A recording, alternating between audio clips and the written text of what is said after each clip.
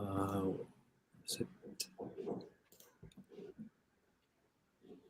okay, and we are live. Hello, everyone. Welcome to this LinkedIn Live call. My name is Ilya Hadi. I specialize in building AI systems for business owners to be more productive. This is season 1, episode 10 of my podcast series. I'd like to introduce my awesome guests who are on the call. Darian, who specializes in lead generation, Kush, who focuses on ghostwriting personal branding, and Troy, also on ghostwriting and health-related topics. And so to do a quick introduction with each of you, so starting with Darian, could you provide an introduction of yourself? Yeah, for sure. Yeah, I'm from Canada, up north. Just a guy who started out writing online, started copywriting, really got into funnel building and sort of the marketing behind the scenes aspect of running a business. And yeah, now I help entrepreneurs who are struggling to get leads build out a lead funnel on LinkedIn. Awesome. And over to Kush. Hey guys, so I'm Kush. I'm from India. I'm a writer slash ghostwriter slash personal branding, whatever you want to call it. I've been writing online for I'm close to 940 days now, so inching that thousand day mark. And yeah, that's about it. I write about writing. That's all I write about. Yeah, that's it. And over to Troy. Yeah, I'm in Iowa right now, but I live in Denver. And yeah, I write a lot about health and wellness, and then for my business do ghostwriting, so founders, CEOs, and whatever can spend time in their zone of genius instead of spending a lot of time writing copy, which doesn't tend to be their specialty, right? Their business is in whatever else it is. And so I give them the ability to steal hours back and spend time there, but build an engaged audience.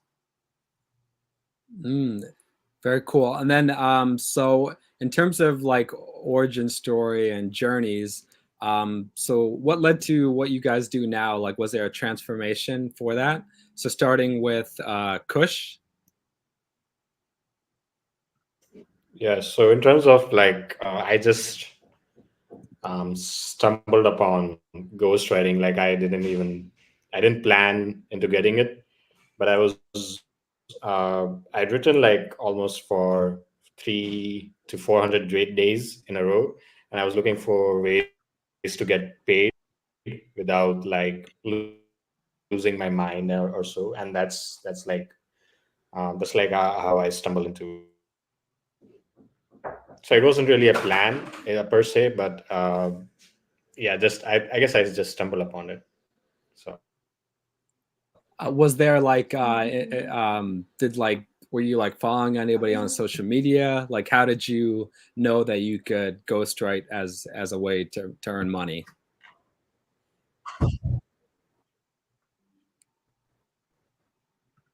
Sorry.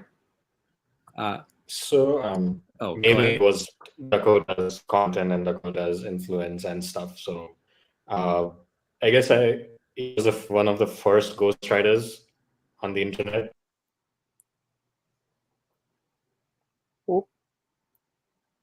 We might have lost Kush for a second there. Okay, so it's all good. Let me put that question to you, Troy, since I know you also in the ghostwriting space. So, what led you to what you do right now? Was there a transformation? Yeah, I've always liked writing, and in kindergarten, I was like, one day I can grow up to be a ghostwriter. No, man, it's I've always enjoyed writing, but got into sales for most of my career.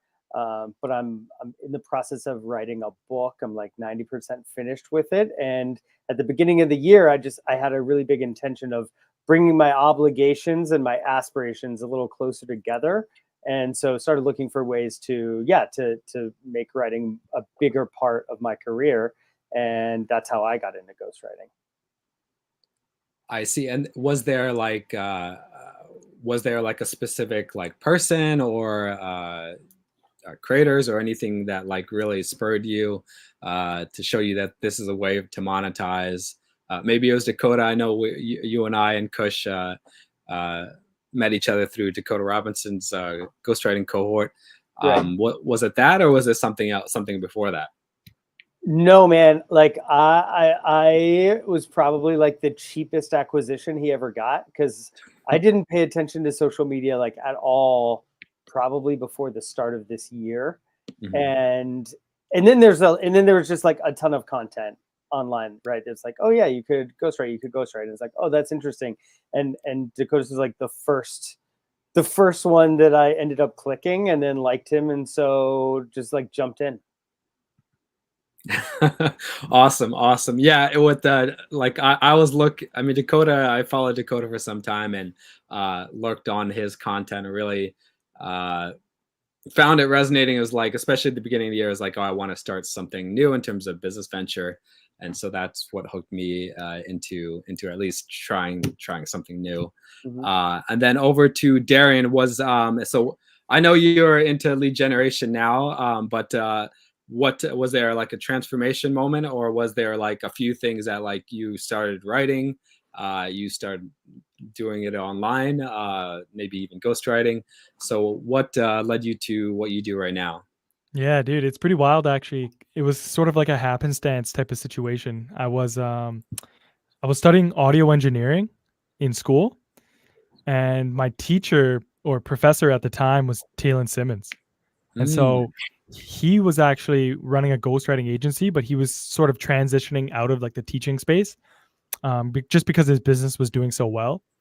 And so he kind of mentioned in class a few times, like, yo, I'm doing this business writing stuff. And I've always been a big fan of writing as well. And so I just stayed after class one day and was just like, man, like, what is this writing stuff you're always talking about? And he told me, and I'm like, I'm going to do that. But I kind of went more for the copywriting route. I kind of just enjoyed that more than just writing a bunch of content for other people. And just like the psychology and the skill behind it and all those types of things. So anyways, that's kind of what really got me into the online business space was Talon, just seeing him crush it. And then so then I graduated and then just went all in, and so that was like the turning point, so to speak. and then in terms of what you do with so that's like where you got the inspiration to like, oh, I can make money online, and in this case I guess it was writing, but then was with lead generation, is that something more recent, or how did that come out? Well, I've been building it out, like my Hmm. consulting offer for like the last 8 months, slowly just with clients, building out like the modules like in real time. But I mean, copywriting, like lead building like funnels and stuff is sort of a key part of like copywriting and marketing, right? And Hmm. so I got really into the copywriting, like Kush, I'm sure does as well. Like I handwrite copy every morning. That's the first thing I do when I wake up is I handwrite copy. So like I just love it. And so the funnel building and generating leads and stuff was just sort of like a subset of marketing and copywriting in general. Mm. Okay, interesting. We'll dive a little bit more into that later. So Kush, we lost you for a little bit, but I think the question, just to wrap up that question, was there like, so I know we met through Dakota's cohort, but was there anything else that like spurred you to show you that you can write online, or was it just like through like Dakota's program?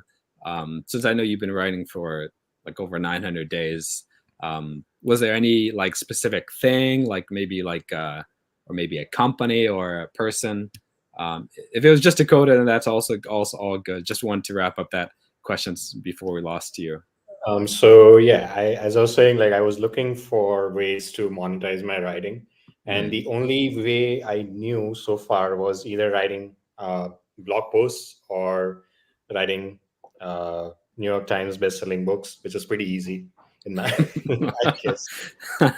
So yeah, but like I was looking for ways to do that, and I was following Dakota since like he started, and he started these posting these screenshots that he like getting paid for writing for someone, and then I got into it. Like I got into the rabbit hole and like stumble upon this thing called ghostwriting, and I was fascinated, like if we could get paid to write, and if that person is like a pretty influential person who's like a six-figure founder, CEO, or whatever, you get to pick his brain and you get to put his ideas onto his like blogs or socials or whatever.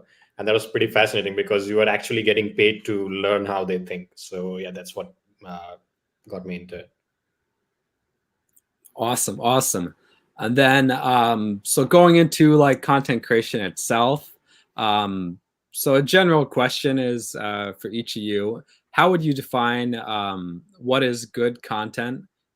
High level question. And then is it any different with LinkedIn specifically? Whatever Darian writes is good content. That's the end of the answer. Let's go. Okay, that's your answer. You Okay. beat me to it.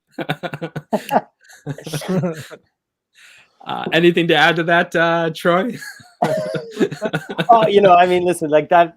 Yes, and I think just like stuff that's interesting and valuable to people. Like I just love to learn things, right? So to me, that's what good content does. And if it can do it and give me a chuckle too, like then that's like cherry on the cake or cherry on the top of the ice cream, right? Like that's for me really what I like. I like good vibes and stuff, so I want to learn and I want to laugh and then connect with people. Mm-hmm, mm-hmm. So at a super high level, to me, like that's the kind of content that I think is engaging. So like with LinkedIn's coming to LinkedIn specifically, so LinkedIn, like it is more of a professional platform, for social media, right? So do you find yourself like tailoring like the message to be more professional, to be more very value adding, very educative, as opposed to like focusing more on memes or something else, what like YouTube or Instagram might do, where it's just more like more about the entertainment aspect. Sure. Yeah, the thing I like about LinkedIn is I prefer writing longer form myself. So like Twitter's a little harder for me, to be honest. And I'm also not a photographer, so Instagram is a little tougher. But so it does, like LinkedIn does, is sort of the format I think that fits my thinking the best. Because I do like to go a little bit longer, and I like to read stuff that's a little bit longer than just kind of a boom, boom, boom, boom, boom, and a little more professional. Yeah, but still fun. I think there's a growing opportunity on LinkedIn to be a little more personal and a little more familiar. And it's not just how am I going to find my next job or whatever, right? Like people are sharing and connecting a little bit more, like real people. And so, yeah, do I tailor? Yeah, I probably swear a little bit less on LinkedIn than I would like to. I edit out some swears, but other than that, it's pretty much just me. And then, Kush, I know you write on LinkedIn and X or Twitter. I know I know a lot of people repurpose their content, but do you find yourself tweaking like the messaging a lot to be like, I guess, more catchy on X? I mean, I'm not on X, so I don't really know that game, but do you find yourself changing your style? Like very, very little tweaks here and there. Okay. Basically more swearing on LinkedIn now, more than X actually. Really? Because it works because nobody's doing it. So I guess it gets a decent amount of engagement. But apart from that, like on a serious note, there's very little tweaks content-wise. Like on LinkedIn, you have to focus on the first 2 lines, whereas on X, like you have to focus on the flow of the whole post. So not really trying to hook the reader in with the first 2 lines itself, but basically the whole thing. So yeah, that's it. Interesting. And then Darian, I'm pretty much only on LinkedIn, but do you also look at other? Are you also broadcasting to other platforms at the moment, like Twitter, for example? No, not really. I I was posting on Threads for a little bit, just kind of putting some thoughts out there and stuff, but yeah, not enough for me to actually commit to it and respond to comments and stuff like that. Yeah, it's good to focus just on one platform. I'm all for that. Even though this is posted on YouTube, but like I don't really do much engagement on there.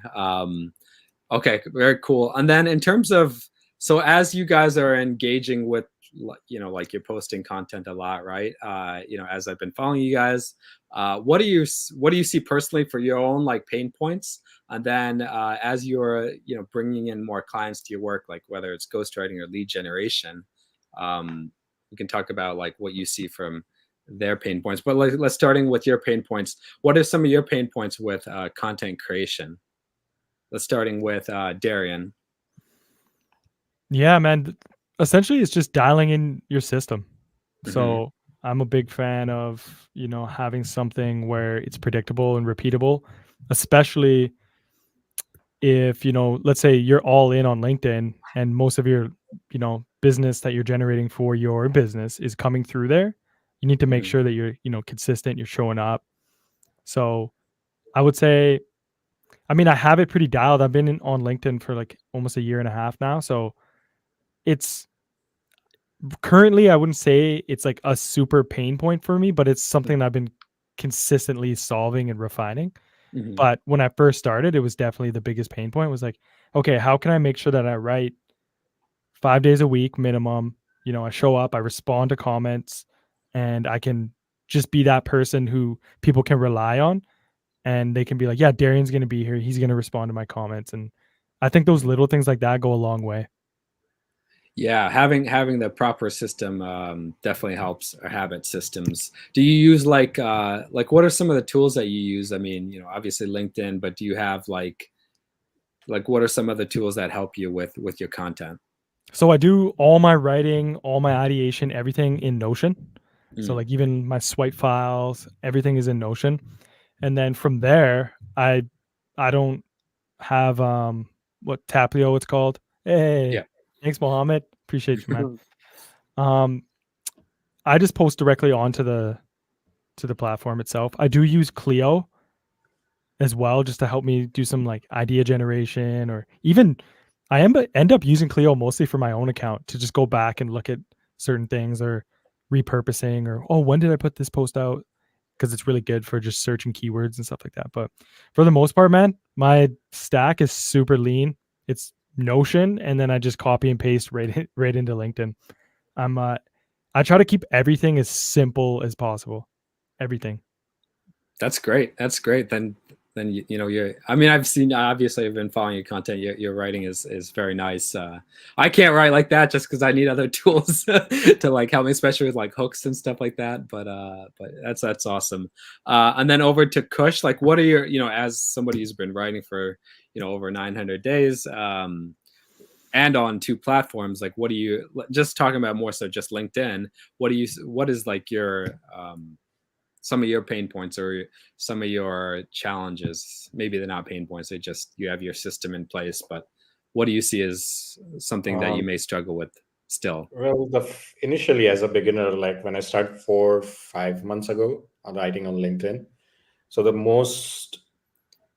my biggest pain point was writing the hook and like fitting the pain, the benefit, and the desires of the audience into those 2 lines and those like 10 to 15 words.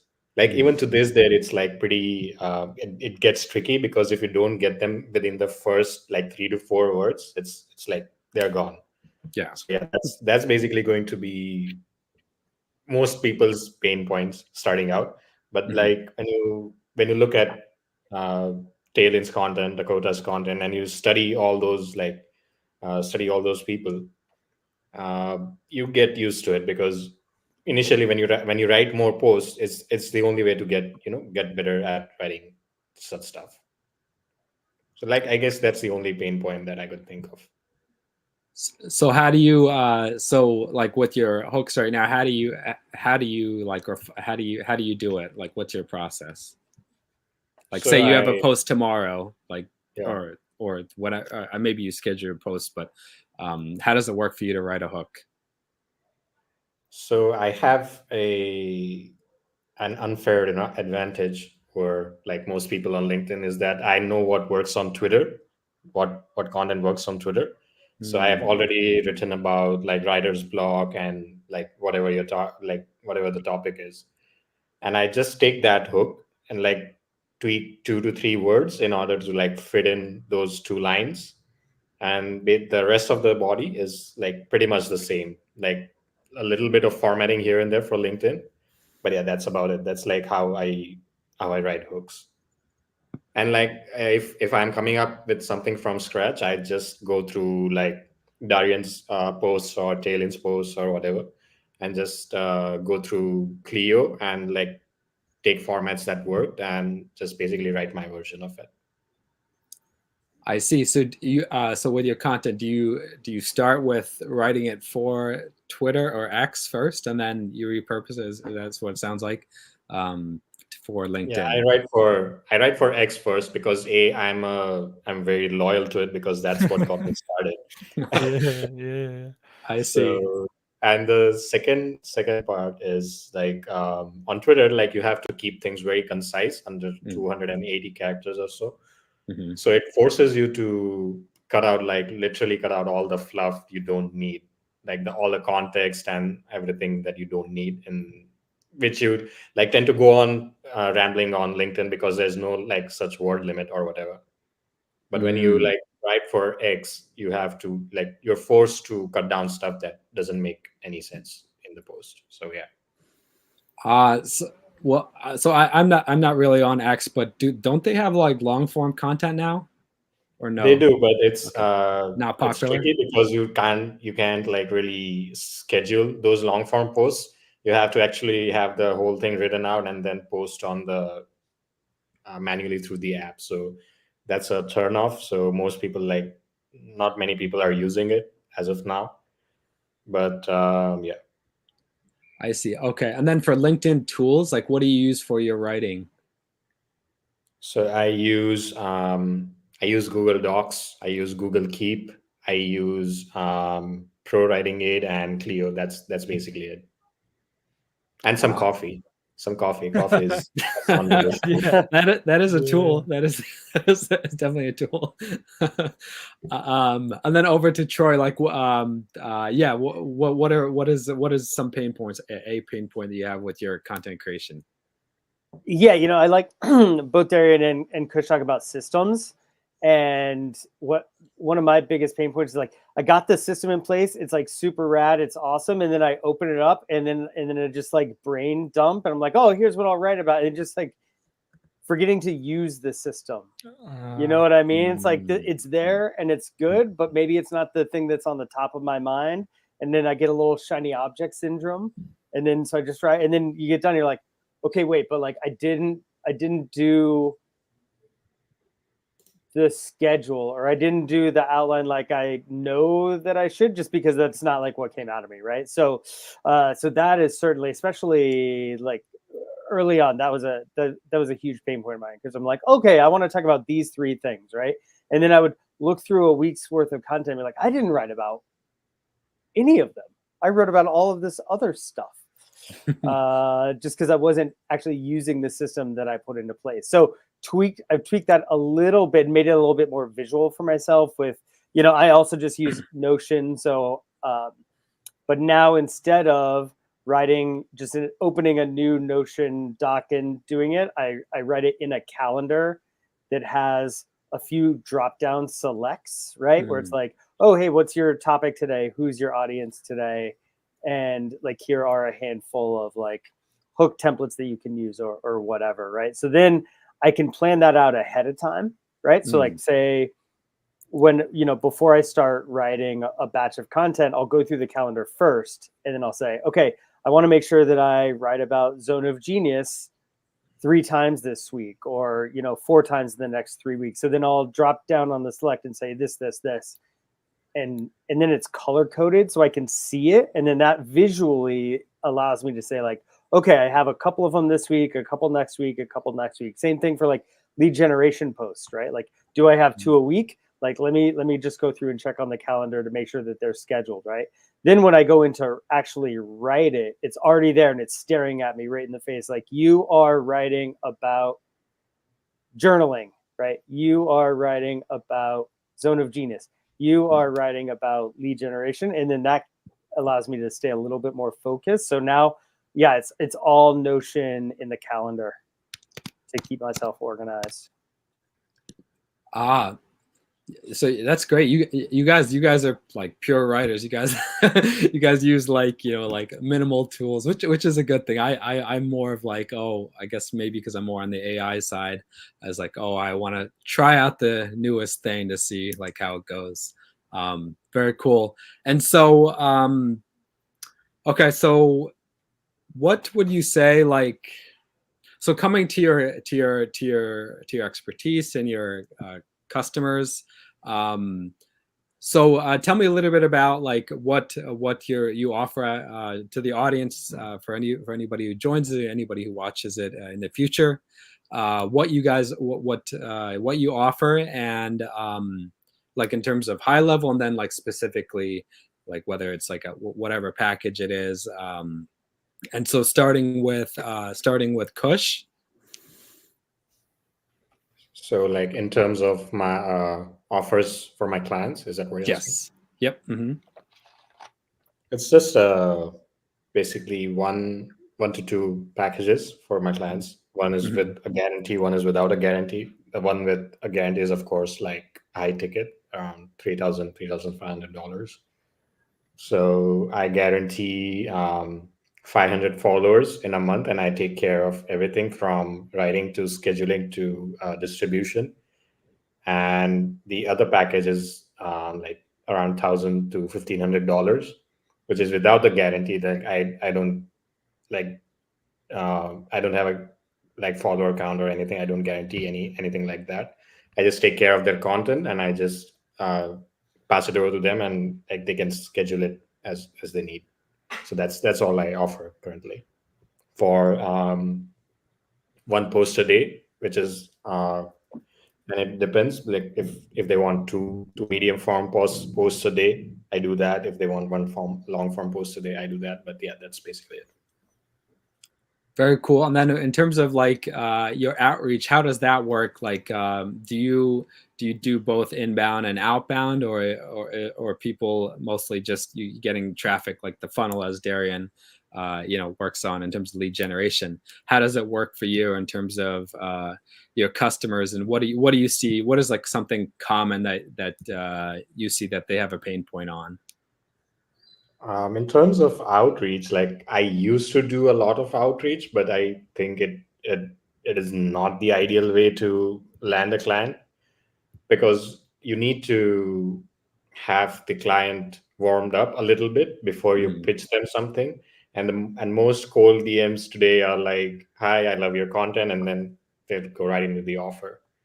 And that's the main reason I've stopped like doing any kind of cold outreach as of now. I basically depend on my content and my like the whole funnel, content to website to call, for my like warm leads. That's I think that should be the way to go. But obviously it doesn't apply if you're a beginner because you don't have any experience or whatever. But if you like have some 3 to 4 months of experience and results under your belt, I think warm leads is the way to go. Warm leads as like somebody who follows your account and content that way. Yeah. So someone who comes to you and not you to them. That's what a warm lead is. Yeah. And but do you all like also like, so you have your warm leads through your content, do you like contact them through DM separately as a outbound? No. So my funnel is very simple. I have a piece of content three pieces of content go out every day. The one with the actionable stuff, like that shows my expertise, I plug my offer in, like my website in there. If they're reading it, they'd go through the website, they'd book a call, and then I have all the qualifying questions like what's your income and what do you need from like a ghostwriting offer and blah, whatever. And then I'd get an email, and then I'll just send them send them as reply them like, hey, thanks for like booking a call. I hope to see you. And like, yeah, that's about it. Like no Awesome. contact on the socials. No contact on socials. Awesome. And so just to time check, we're about halfway. So anybody who's in the audience, if you do have any questions for us, please let us know. Please comment, and we'll be happy to answer them. And then so going over to Darian. So at a high level, and you also don't need to give prices, for your exact offer. So if you just walk us through like what you offer to your clients. Yeah, essentially what I do is I just help entrepreneurs on LinkedIn who are struggling to get leads through LinkedIn. And so how does it like, does like talking about the funnel, does it mostly warm traffic? Like they see your content, they contact you on DM or through your maybe your newsletter or website? How does that work? So like how I generate leads for myself? Yes. Yeah. So essentially the funnel is very similar to Kush's, except it's strictly through LinkedIn. So essentially the way it works is I just write super targeted content. I understand my ICP. I just have everything figured out in terms of their pain points, their desires, and I just position myself as the solution. From there, if my content is done right and targeted right, they will check out my profile, right? So I just optimize my profile to talk about who I help, how I help them, and what I help them with. Then I have links to my newsletter, booking a call, and then also like just my course. So I do run a consulting program. It's 8 weeks. So anybody who comes through at the end, I literally just hold their hand and we just build out their lead funnel together. But some people either can't afford it or it's just not the right time. So they want to sort of do it on their own. So then in the 8-week program, you get access to me and the course, or I offer just the course. Just for people who just aren't ready to make that commitment or whatever the case may be. And so that's on my profile. And then obviously like more of my content. And yeah, it's just a super, super basic funnel. But if people aren't ready to buy, which, most of the market isn't ready to buy, I plug my newsletter and there I can just nurture them there and, still funnel them from there. But it's just all about getting them deeper into understanding you, what you do and like why you're the best option. And in terms of your funnel, are you like very analytical about like the traffic, like from each of the stages, from the top to the middle to the bottom? Like how does that analysis work? I mean, I should be more, to be honest. It's hard. Yeah. I mean, the thing is though, man, it's like the top of the funnel is content, right? Right. So if you're doing your content properly, you're hitting the right pain points and you're targeting the right people, you're going to be getting clients, because that's what your core offer does. So essentially it's like, okay, not everyone has premium or like Sales Navigator on LinkedIn, but it still shows you like how many profile views you've gotten. So even if it doesn't let you see the people, right? So the metric that you want to be looking at and that I look at is profile views. So if I'm not getting many profile views, right, it means my content's not doing its job. Now, let's say you're getting a lot of profile views, but you're not getting any leads. Yeah. Now that means that your profile isn't optimized. So there's like, you got to look at the funnel. There's metrics you can look for. I'm not tracking them to the day or anything like that. I don't have a spreadsheet where I'm like, I got 32 profile visits today. Nothing like that. But I am constantly looking at like, okay, I got this many profile views and I only got, 20 leads or like 5 people booked a call. Okay. So that means my profile isn't speaking to the person clearly or quickly enough, whatever the case may be. If you're not getting any profile views, your content is not targeted enough, or you're hitting the wrong pain points, whatever. So does that make sense how that works? Yes. Yeah. And then how often do you iterate? Like, do you look at like, say, like people look at your profile, right? And but they don't get to the next step. I guess it's the newsletter, perhaps, or book a call. Yeah. So like, what does a person look to optimize? Like, the profile has a lot of stuff, right? Could be the banner, could be the tagline, could be the about section. Like, do you iterate a lot, like, or tell your customers or your clients, be like, okay, this is where the issue is. Like, how do you navigate that part? Yeah, that's a great question. So the first thing, and first of all, too, DMs are also, so some people might not book a call right away on my profile. They might actually just shoot me a DM. So that's also like a metric to look for, right? Sure. Some people just want to go straight to the source and ask you a direct question. But anyways, to answer your question that you just asked me, essentially what you want to do is, first off, you want to change only one thing at a time. I see so many people do this. They just revamp their whole profile. And I'm just like, well, now you don't even know. You may have just changed something that was actually really good. Right? So what you want to do is change one thing at a time. So I like to say, just start from the top down, because that's what people are going to see, right? The first thing they're going to see is your banner. So just start there.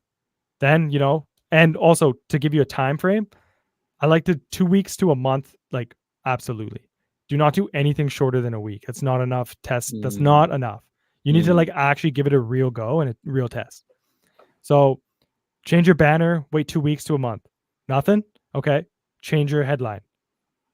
Right? From there, okay, nothing. Go to your about me and just start working your way down. The featured section, you don't really have to change, because it just needs to literally just have your book a call link, your lead magnet, or your product. That's not something that you're really changing the copy on. It's more like your header, your banner, and your about me. And so top down, man. And then also, obviously, the little things. Try to get as many recommendations as you can. If you've worked with somebody, try to get them to send you a recommendation on LinkedIn. It's those things that go a long way. So that would be like in your LinkedIn profile, you're saying, not on your website, like a testimonial? Or so any client who comes through my program, they leave me a testimonial. I also ask, hey, do you mind just copying and pasting this to LinkedIn? It'll take you 20 seconds. That'd be great. And so it goes into, if you look at anybody's the bottom of their profile, there's a section for recommendations. It's essentially the same thing. I don't ask them to write a new one, just copy and paste, 10 seconds. It would mean a lot to me. And especially if you've already fulfilled for them and given them all you have, they'll gladly do that for you. Absolutely. Yeah, certainly. Well, cool. And then over to Troy, can you tell us a little bit about your offer? Yeah, so the pain point most of my clients have is that it's time, right? Writing content for LinkedIn just takes time, right? You gotta figure out how it works, how to structure it, how to format it. Visuals also go a long way, but they take a lot of time. And so, I'll talk to some of my clients and they say, I'm spending 10 hours a week making content, and that's helping my business for sure, but that's not my main business. And so, my question to them is what would you do if you had an extra 40 hours this month, or 25 hours this month? And they say, oh my God, I would do so much if I had an extra 20 hours. I said, well, I'll give that to you. That's really what my offer is, right? You talk about, writing content or whatever. Those are kind of the tangible things, but what am I really offering? It's time, right? It's time to go spend on the things that you do best, which is probably not writing posts on LinkedIn. It's probably running your business, whether that's, whatever that business is. It's coaching, or it's, a software business or whatever. That's the thing that they're passionate about and that they're really good at. And so my offer is to just give them 25 to 35 or 40 hours of that back every month. And that's really what they want,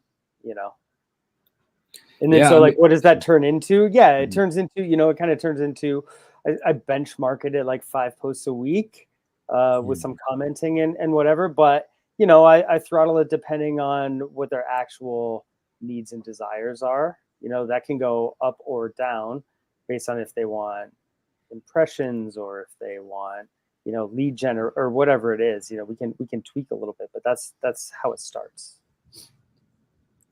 Awesome. And then in terms of the clients niches or sub niches, does it matter so much, or are you focused more on a specific group of content creaters? Yeah, it's most of my career has been spent running sales teams, right? So it's sales, leadership, business, that kind of stuff. So it's that and health and wellness, and those are just 2 of the biggest buckets anyway. So I Mhm. don't know if it's probably too big to call a niche, but like people who Mhm. fall into those buckets. But yeah, like SEO and stuff like that's not really me. Things that are like incredibly technical on either side. That's also not for me. I'll let Mhm. somebody else go do that. Mhm. All good, all good. And then there's a person had a question here, so let me just bring it to the stage. Oops. So the question is, do vanity metrics matter? And if so, when exactly you think that it matters? So going over to let's bring it over to Darian. Yeah, Any initial thoughts there? Yeah, of course, man. So the first thing I would think of is like in the grand scheme, long term, no, they do not. Just like big picture, no. But I will say, especially if you're newer to LinkedIn or you're just newer to creating content online, whatever, those little wins matter. Like there's something about, getting your first like 10 likes on a post that Yeah. it hits and it keeps you going and it builds your confidence, it boosts that momentum. So I would say if your goal is to run a business and you're running a business, no, they don't matter. What matters is, leads, sales, things like that. But if you're new in your journey and you're never created online and you're like having a hard time even hitting publish or post, then yes, they do matter. You need to build up that confidence, that momentum, and every like and comment goes a mile when you're new. Makes sense. And then over to Kush or Troy. Any thoughts there? Anything to add? What Darren said. That's my answer. Sounds Yeah, good. Same. yeah, same. Yeah, same, man. And I will say, this.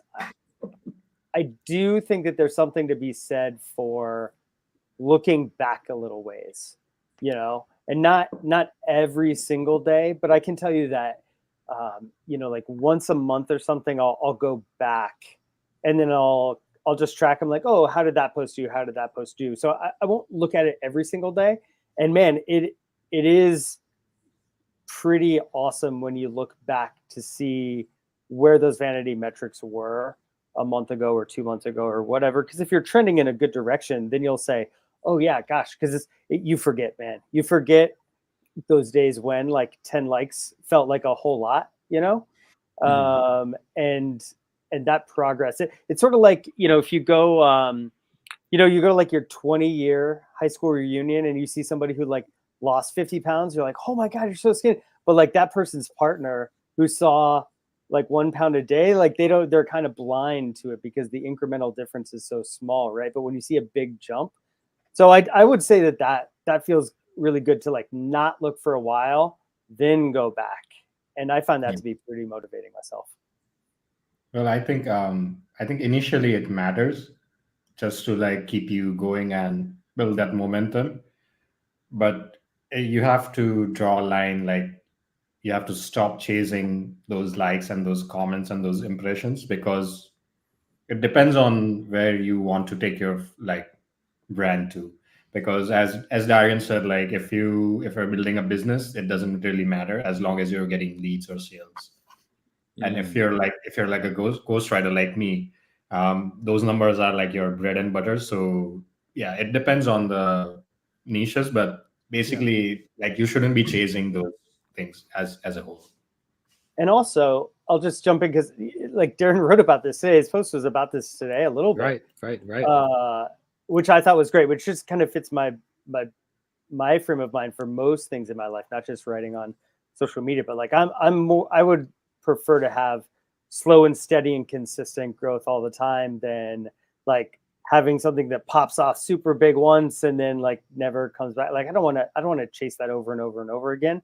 I just want to like get a little bit better every day. You know what I mean? So that was a good one. Yeah, I would just add. So I'm still in the beginner journey myself. I think for anybody who is starting their journey, you know, unless you get lucky or you just I think it's just if you just get lucky, you're not going to have a lot of like engagement initially, maybe even for a while. You just have to remember like why you're even doing it. You know, like that's because like it's going to be hard after like 2 weeks or a month, especially if you're like posting every day. You're like, what am I doing here? You know, so you just have to think about like what are your goals? Like, you know, you have to like project plan what your business is. You know, you're not going to just stumble into content creation, or if you do, it's, you know, it's going to be hard to sustain. So just remember like what your goals are. Yeah, and I will add one more little nuance to it, because obviously there's tons of moving parts to this, but it is like a good indicator of, oh, okay, my audience likes this. Excuse me. Mm-hmm. So let's say, you know, for 5 days in a row you write about writing systems, and then on the 6th day you write about ideation, Mm-hmm. and all of a sudden that ideation post pops off. It's like, oh, okay, so people want to actually know about this more. So there is like, those metrics can be used in a constructive way to see like, okay, what is my audience resonating with? What do they want? Oh, when I write about fitness, I get 10,000 more impressions. What, like, obviously that's not, but you know what I'm saying. So Mhm. there are ways that you can use that as sort of like a temperature stick. But at the end of the day, you know, yeah, let's not get too caught up in the likes and stuff. Right. I mean, it is all related in terms of getting sales, but you know, just try not to get so caught up in it. So a question of the day in the life of you guys. So like just talking through, you don't have to talk so much about personally like how your life is, but like in terms of your business, you know, unless you want to add some personal things to it, that's fine too. But starting with Troy, what's the day in the life of you and your business? Yeah, I mean, I think the personal stuff is kind of interesting, right? Like, It's up to you. It's up to you. Whatever you want to share. but no, I mean, it's like part of it, right? So the Yeah. thing is like, yeah, I get up super early because after the kids wake up, like the day's chaos, right? So I have to be pretty regimented in the morning and check off like the most important to do things, right? So like, you know, good simple breakfast, move the body a little bit, then start, you know, then that's when I do, you know, 90% of my writing, and then it goes commenting and all of that, and then it's breakfast, right? And then after that, then, you know, I'll pop in a few more times during the day to send DMs, answer DMs, and do some more comments, right? Because not everybody is online when I'm online early in the morning, right? Like I'm in the Western time zone, I'm in Mountain time zone. So that helps me a little bit because I get the people who are at work on the East Coast or kind of in the afternoon in Europe. But, you know, there are plenty of people in my own time zone or in California or on the West Coast who I end up getting in the afternoon. So I'll pop in a couple more times to check in with those people and everything. But yeah, it's really heavily slanted towards getting most of my writing done in the morning before the day turns to chaos. And do you like do you batch your content? Like do you do it like have your posts ready for the week or further than that, like on the weekends? How does that work? Yeah, I do most of that batching on the weekends. And then during the week, I spend that writing time for other writing projects, you know, my Substack and my book and those kinds of things. So I'll write for LinkedIn on the weekend and then the rest of the stuff during the week. I see. And then over to Darian, what's the day in the life of you look like? Yeah, so it's actually pretty regimented. I've been kind of refining it for a while, but essentially I wake up at like 5:10 in the morning and then go for a quick walk. I read this thing. It's called like a mindset folder. I'm not sure if you guys have ever heard of it, but it's essentially just like you just design your ideal self, character, and yeah, you just read it every day. So I do that every morning, and then I just start writing for an hour. Just hand copy, and then I'll generally just write my newsletters and emails for the week. And then because I batch my content on the weekend, so the content's already written. So it's just I'm just writing emails in the mornings, and then yeah, right after that I do my own stuff. So my post goes live, I do my engagements, all that kind of stuff, respond to DMs, and like message anybody who's a warm lead, all those kind of things. Mhm. And then that takes me about 3 hours. And Mm. then I go work out. Mm. And then so I work out, takes me about an hour and a half to like to and fro, and then just chill out. And then I get my first deep work session in after that. I do deep work sessions for an hour and a half. So I'll go in for an hour and a half, just strictly business stuff, whatever like the lever movers are on my business. It could be a Mhm. client call, it could be whatever.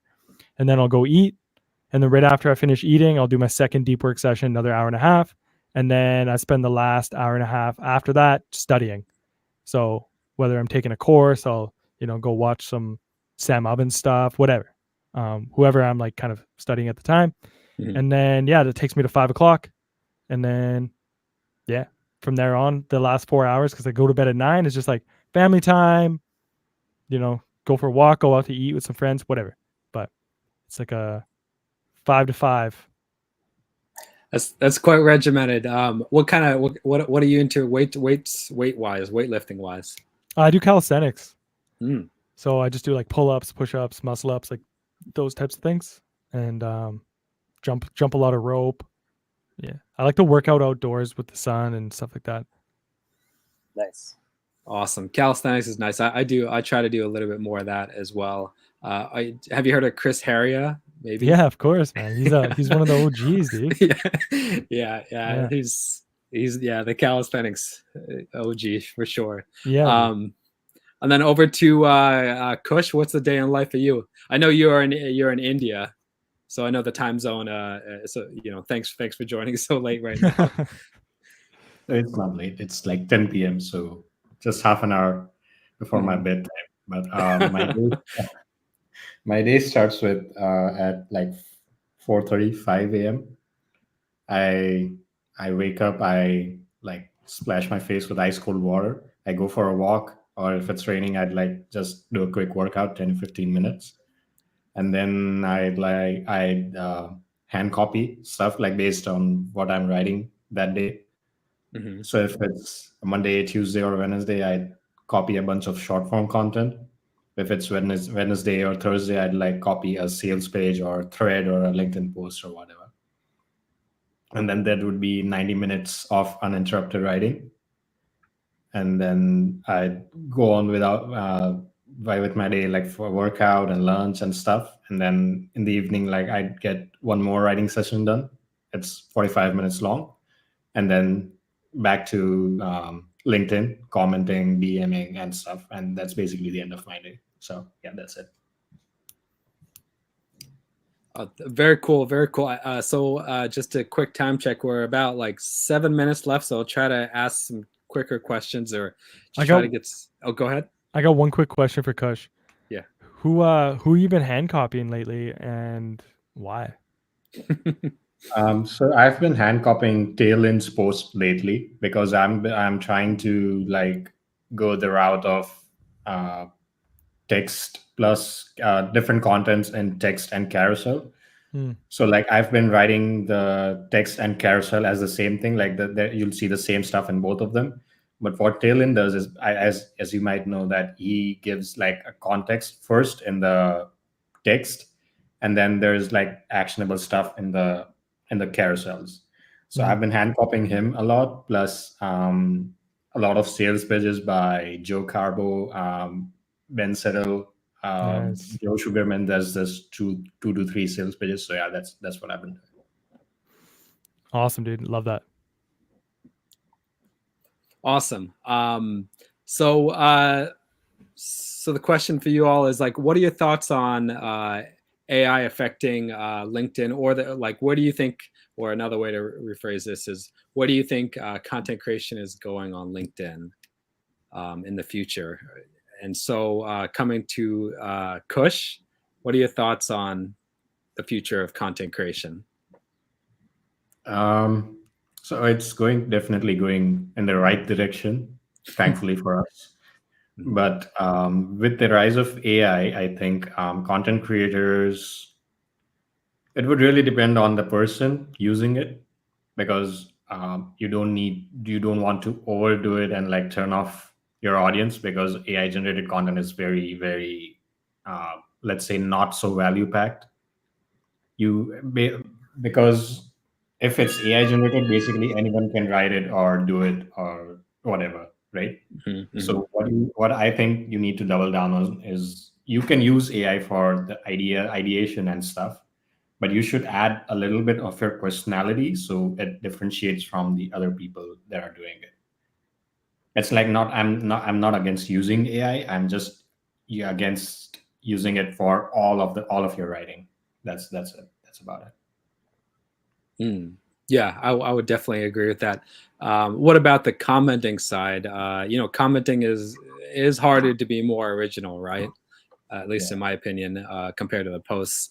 Like there are like tools out there, like even LinkedIn, if I think it's a premium tool, you can do auto-generated comments through the LinkedIn tool, which is interesting. Um, any thoughts there? I guess it's the same type of thing. You don't want to generate it completely, right, from that tool. Yeah. You want to at least That's the edit same it some. thing. But with Mhm. comments, I think it should come from the person himself and shouldn't be AI generated, because if it is AI generated, I think you're cheating the person who written the post and cheating the person whoever reads it. It's Mm. like it's not your thought process, it's not your thinking, it's not your idea. So you're just doing it for the sake of doing it. It doesn't make any sense. Mm. Mm. And then over to Darian. Thoughts on the future of LinkedIn content creation?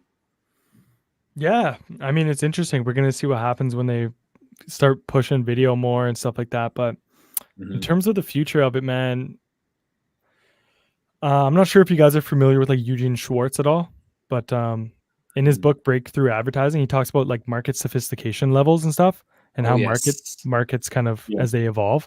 Hmm. So essentially, I think this is what's going to happen to LinkedIn content creation is, it's kind of in like stage 3 right now. It's going to start getting to the point where obviously like everyone's doing it at this point, right? There's still Yeah. so many people doing it, Yeah. but with AI, like the not good content out, Right. it's just going to make the people who are actually really good at it rise to the top. Mm. And essentially, the way the market's probably going to go is just the people who are really good are just going to dominate. So the Mm. people who are just really, really good at writing content they're just going to eventually it gets to the point where if you look at any market, even look like what Nike did or any of these brands in any market, they Yeah. just end up dominating. It's Hmm. going to be a similar thing.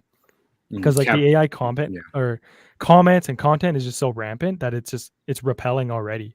Like people Right. see it and they're instantly like icked, right? Hmm. Already, and AI's only been out for a year and a half, 2 years, Hmm. whatever.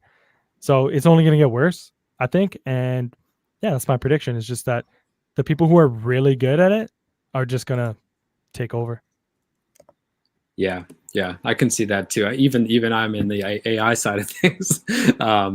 Yeah. I mean, the tools themselves. There's just. I mean, it could get a lot better, but I just don't see it. I think the human ingenuity of like writing well. I think AI can't do that for a while. We'll see though. But and then Troy, over to you. I know we have just a few minutes Yeah, left. we have like a minute and a half, but Mhm. I'm just going to echo it, but with a slightly different perspective, which is like there will be more. Yeah. There will be more and more and more AI content, and there will be to me it's going to be like McDonald's, right? It'll be Right. massive and it'll make so much money, but it'll be the thing that people were like, it's fine, but not really, right. But then like the good content that Darian was talking about, right? Like that's like you're high in your local like farm to table restaurant, like that's harder to do. People will pay more for it. And yeah, you can dominate there. But like if you're just looking for like a quick thing on a road trip, was it like you're gonna have 100 options for that on AI, but fewer and better things with the people who are doing a really good job at it. So it'll get consolidated at the top, and then there'll be a huge bucket in the Yeah. middle that's like, yeah, like could be anything, right? Like you go to McDonald's in wherever, and it's going to be the same as it was 1,000 miles away. And I think AI content is going to be the same, and that's what's going to make the good stuff special. Totally makes sense. And just a final question for you all, just to wrap up, is where's the best place for people to find you and your work? If it's just LinkedIn, you can just say that. So So going to Troy. LinkedIn. So Kush, Yeah, it's LinkedIn. It's Kush is LinkedIn for you. Yeah, LinkedIn. Definitely Okay. LinkedIn. And then over to Troy. Yeah, I'll point to two. LinkedIn for sure, right? We're here. Go follow me there. That's great. And then you know, I have a Substack I post twice a week with some more like personal thoughts and things like that. And that's pretty fun. So go check that out. Awesome. And then LinkedIn for you, Darian, as well. LinkedIn, man. And hey, Michael, thanks for the compliment. Thanks for being here, man. And thank you all, Darian, Kush, and Troy for the call, and thank you all for who have joined. And this will also be recorded, so you can watch in the future as well. And so just to wrap up call, thank you very much, and have a good rest of the day. Hey guys, that Thanks was for having awesome. me. That was Appreciate you amazing. guys. Take care. See you Yeah. guys.